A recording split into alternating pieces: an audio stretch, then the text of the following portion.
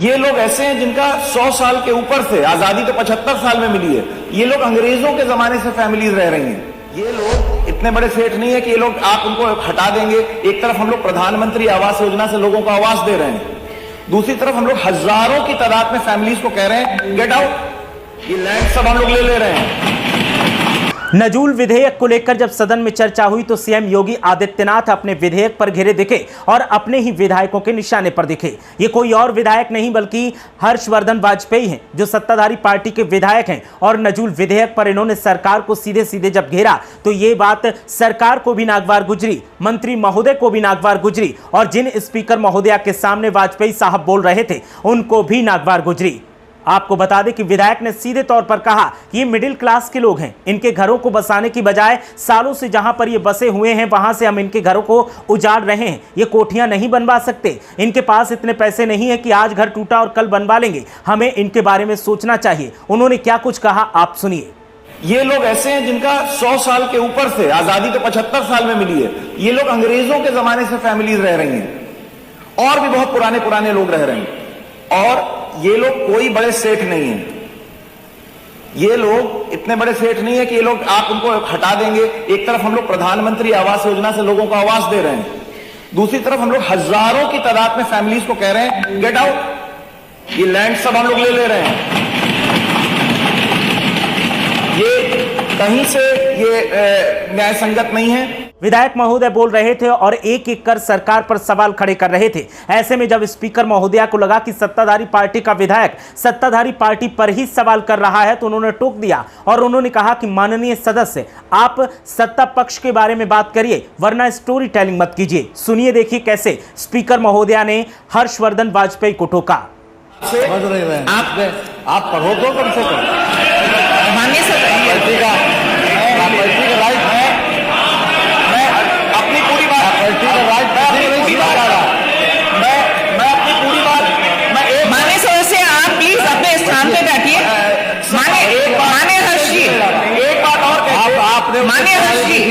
Technical बात बोलिए, story telling ना करें प्लीज।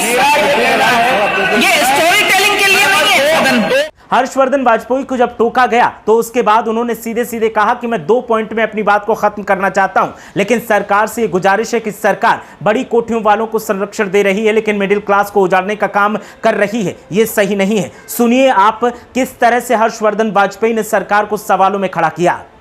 मैं आपको बताना चाहता हूं, जो बंगले भी थे, जो तथाकथित पेंट किया जा रहा है पिक्चर कि बड़े बड़े बंगले थे, कितने सब डिवाइड हो चुके हैं, कितने ने समय के साथ इलीगल प्लॉटिंग करके उसमें छोटे छोटे लोगों ने 1 BHK के लोगों ने लिया हुआ है। मुझे एक हाउसवाइफ मिली, उसका घर 100 गज का है, वो कोई बड़ा बंगला होता तो उसमें 100 गज का घर उसके पास, वो कहती मेरा सरकार लेके करेगी क्या?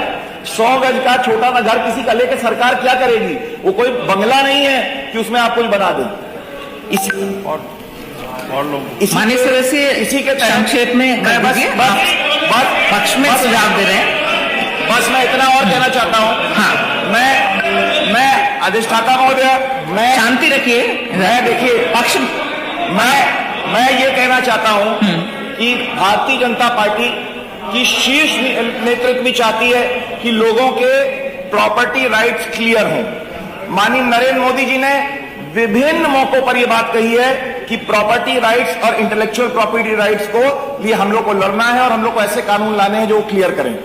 अब अगर हम लोग इतने पुरानी आबादियों को से उनके प्रॉपर्टी का राइट छीन लेंगे तो हर्षवर्धन वाजपेयी का ये वायरल वीडियो अब सोशल मीडिया पर लगातार ट्रेंड कर रहा है और जो भी इस वीडियो को देखता है वो सरकार पर सवाल खड़े करता है। लोगों का साफ तौर पर कहना है कि एक तरफ तो सरकार को लग रहा था कि विधायक उसका समर्थन करेंगे, लेकिन अपने ही विधायक के जब निशाने पर सरकार आ गई तो अब सोचिए कि सरकार के विधेयक में कमी कितनी होगी।